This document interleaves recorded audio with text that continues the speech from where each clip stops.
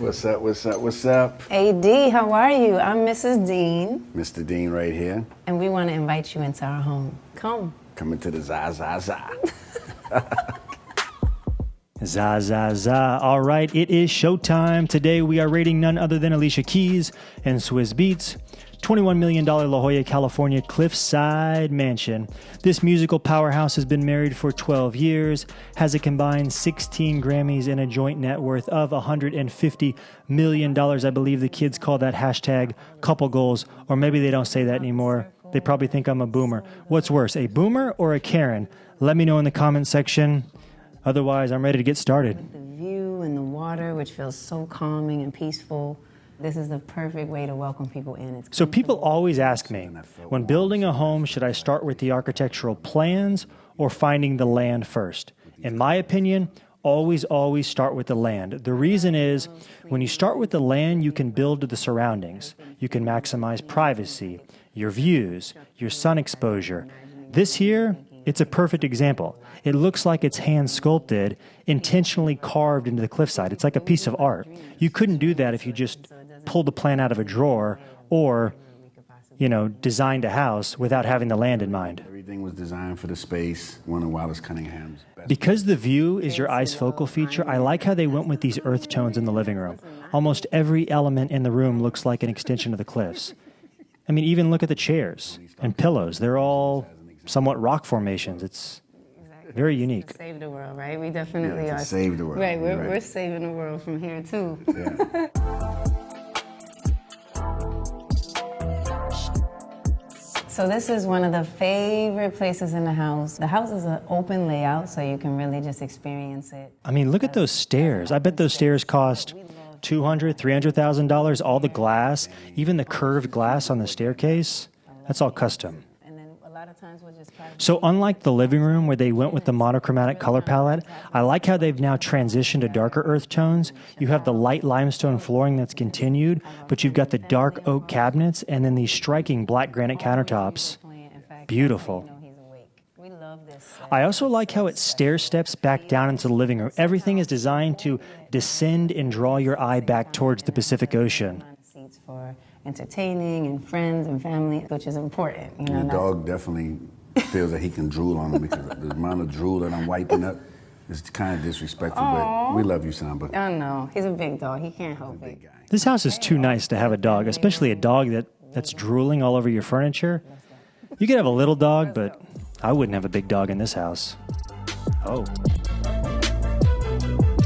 That was awful. Take that out. So we're in the formal dining room. This is also the family room. That's what I love. It's a beautiful structure, but it's also quite casual, too. We mix the spaces together. The formal dining room is in the family room, so we're watching TV in this room. Whatever the case is, this is a beautiful space. Also, the view is beautiful. We can open the doors and dine outside as well. We can play. We can jump in the pool. It's a very open type of way, open living. Okay, I'm not even sure where to start. They just showed about 5 amazing clips in a row. Maybe the fact that this room overlooks what seems to be an enclosed private courtyard surrounded by 40-foot tall concrete offset walls, or maybe the fact that their pool is suspended over the Pacific Ocean. Crazy. All this furniture and art looks custom or one of a kind. This isn't a, hey, let's go take a trip down to Pottery Barn this weekend and fill up the car. This is more blank check kind of money. We do own the largest collection of Gordon Parks, and so we're very proud of that. So oftentimes when you do have that blank check kind of money, it ends up looking almost gaudy or over the top because the designers just want to go spend, rack up the design bills. But that's not the case here. There's the right amount of color. It's full without being cluttered and feels warm and homey even though you're essentially in a glass box. They've done a phenomenal job here.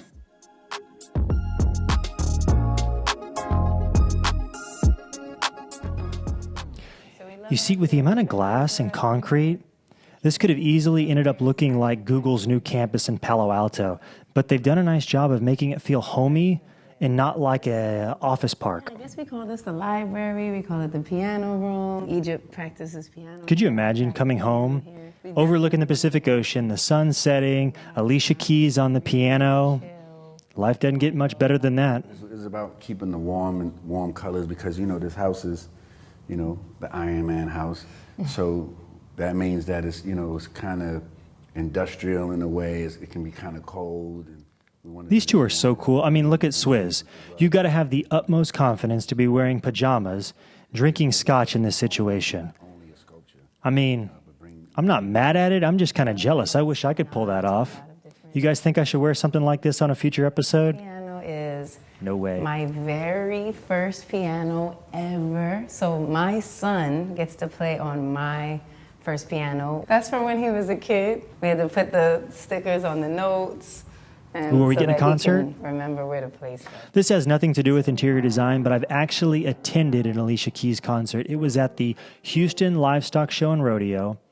And what happens is, after the rodeo portion's done, they bring a performer to sing on a stage that rotates 360 degrees throughout the entire performance.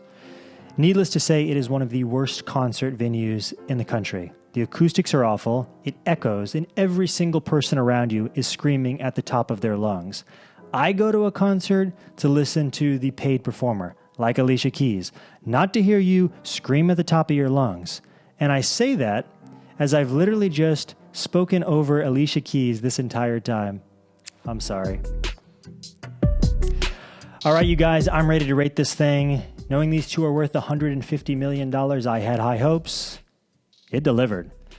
This is going to be a high score. I'm thinking 8.9. 8.9 is the score. 8.9 stars. The reason being, had we seen the master bedroom, the master bathroom, we didn't get to see any bedrooms or bathroom for that matter. I think it could have got a 9, but 8.9 stars, strong score, strong house, strong couple.